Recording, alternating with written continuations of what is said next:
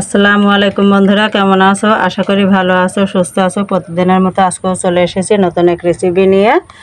আশা করি ভিডিওটি টানবে না, শেষ পর্যন্ত দেখতে থাকবে। আমি এখানে কিছু জিনিস নিয়েছি, এগুলো আমি ভাজি করব। নিয়েছি ছোলা, ভুট্টা, চাউলের খুদ, কাঁঠালের আঁটি, এগুলো আমি ভেজে নেব।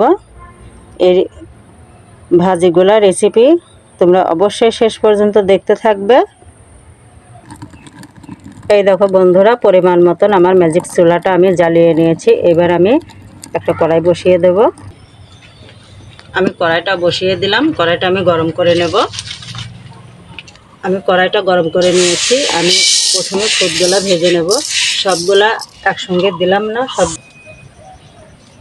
আমি এগুলো নাড়ার জন্য আমি হাতে কিছু নারকেল গাছের পাতার ছিল নিয়েছি। এগুলা দিয়ে নেড়ে চেড়ে এগুলো ভাজলে পরে ভালো হয় নাড়া, এই জন্য আমি এটা দিয়েই ভাজবো।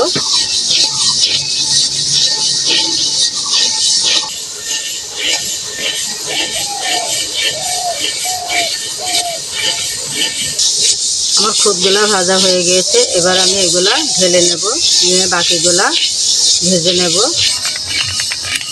আমি খুদগুলা ভেজে নিয়েছি। আমি অল্প কিছু চাউল নিলাম ভাজার জন্য। দেখো, দেখতে খুবই সুন্দর লাগছে, মাশাআল্লাহ। চাউলগুলা ওইগুলো ফুটছিল, এই জন্য লালটা লালটা দেখা গেল। এগুলো আমি চাউল ভাজি করছি, এই জন্য দেখো চাউলগুলো সাদাই দেখা যাচ্ছে। ভাজি প্রায় হয়ে গিয়েছে, দেখো দেখতে খুবই সুন্দর লাগছে, মাশাআল্লাহ। এবার আমি এগুলো ঢেলে নেব। চাউলগুলো ভেজে আমি ঢেলে নিয়েছি। ছোলাগুলো দিয়ে দিলাম, ছোলাগুলো আমি ভালোভাবে ভেজে নেব। দেখো ছোলাগুলো দেখতে খুবই সুন্দর লাগছে, মাশাআল্লাহ। কি সুন্দর একটা আওয়াজ হচ্ছে, মুখরোচক খাবার। সন্ধ্যার পরে মনে করো সন্ধ্যার আড্ডার সময় এগুলা চাবিয়ে চাবিয়ে খাবে আর আড্ডা মারবে। ও, কি মুখরোচক খাবার তৈরি হচ্ছে আজকে আমাদের।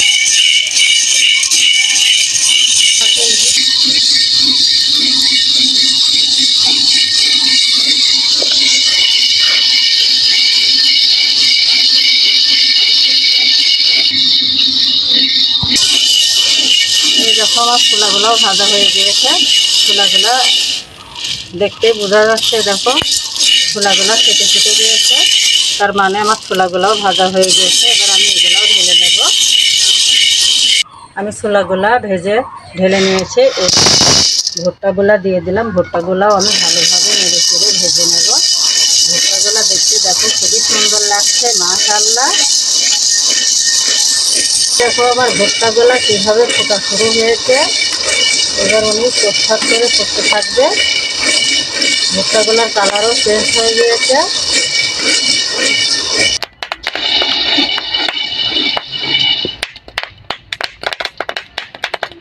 আমার ভুট্টাগুলো ভাজা হয়ে গিয়েছে। এবার আমি ভুট্টাগুলো ঢেলে নেব। ওইগুলো আমার ভাজা সবই শেষ। এবার আমি দিয়ে দিলাম কাঁঠালের আটিগুলা। কাঁঠালের আটিগুলাও আমি ভালোভাবে নেড়ে চেড়ে ভেজে নেব। কিন্তু কাঁঠালের আটিগুলা ভাজার সময় প্রথমে একটু জোরে জাল দেব, তারপর ভাজা যখন হাফ হয়ে যাবে তখন আমি একটু আস্তে জাল দেবো, না হলে এগুলো পুড়ে যাবে, খোসাগুলো পুড়ে যাবে, ভাজাগুলো ভালোভাবে হবে না। এই কারণে এই জালটা যাবে দুই রকমের।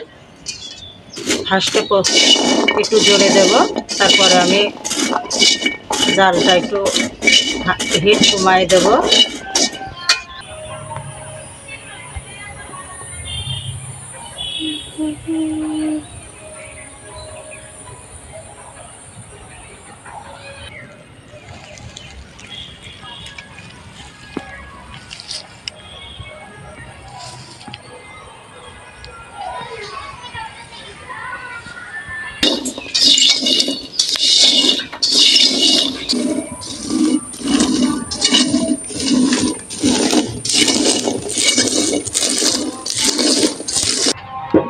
কাঁঠালের আটিগুলা ভাজি কেমন হয়েছে সেগুলো দেখার জন্য আমি কয়েকটা তুলে নিয়েছি। এই দেখো, ভাজিগুলা আরও কিছু সময় লাগবে ভাজিগুলো হতে। এই দেখো আমার কাঁঠালের আটিগুলো ভাজা হয়ে গেছে, এবার আমি এগুলো ঢেলে নেব।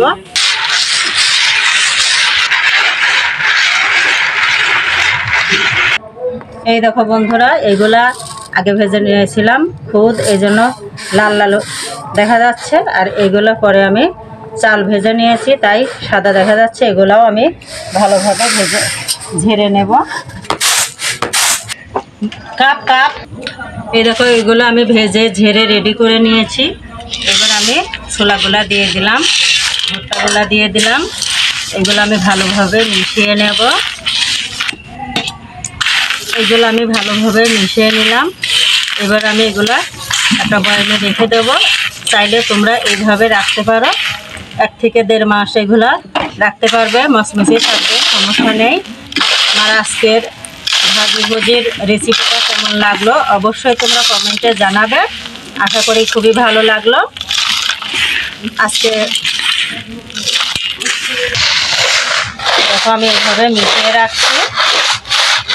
এগুলো সন্ধ্যার পরে বসে বসে চা নাস্তার সঙ্গে এগুলা খাইতে পারবে, আড্ডা দিতে পারবে, সমস্যা নেই। আরও একটা জিনিস এখনও বাকি রেখেছি, তোমাদের মাঝে শেষ পর্যন্ত শেয়ার করা হয় নাই। এই যে আমি রেখেছি এখানে কাঁঠালের আটিগুলা, এইভাবে ছুলে নিচ্ছি। জিনিসটা আমি কী দিয়ে খাবো তোমাদের অবশ্যই শেয়ার করব, দেখতে থাকো। এখানে আমি কয়েকটা ভাজা কাঁঠালের আটি আমি ছুলে নিয়েছি। এখানে কিছুটা আমি ঝাল ঢেলে নিয়েছি। এগুলো হচ্ছে বিট লবণ দিয়ে আর শুকনো লঙ্কা ভেজে, এগুলো আমি ঝাল নিজেই বাড়িতে বানিয়েছি এগুলো খাওয়ার জন্য। এই দেখো এইভাবে খাবে, কি টেস্ট! কাঁঠালের আটি ভাজা খাওয়ার জন্য এই ঝালটা খুবই সুন্দর, অবশ্যই বাড়িতে বানাবে।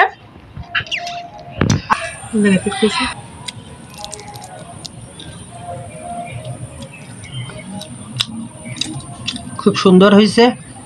এই কাঁঠালের আটি ঝাল দিয়ে কোনোদিন খাই নাই, আনকমন। এটা খুব আসলে সুন্দর লাগছে, আপনারা খাবেন, খায় টেস্ট দেখে ভালো, খুব সুন্দর লাগবে। কাঁঠালের আটি ভাজা ঝাল খেতে খেতে ভুলেই গিয়েছিলাম। আমাদের বন্ধুদের সঙ্গে কথা এখনও আমি শেষ করতে পারি নাই। যাই হোক বন্ধুরা, আমার চ্যানেলটাকে একটা লাইক করবে, সাবস্ক্রাইব করবে, আশা করি বন্ধুদের সঙ্গে বেশি বেশি শেয়ার করবে। তোমরা ভালো থাকবে, সুস্থ থাকবে। আবারও তোমাদের সঙ্গে দেখা হচ্ছে নতুন নতুন রেসিপি নিয়ে। আজকের মতো বিদায় নিলাম, আল্লাহ হাফেজ।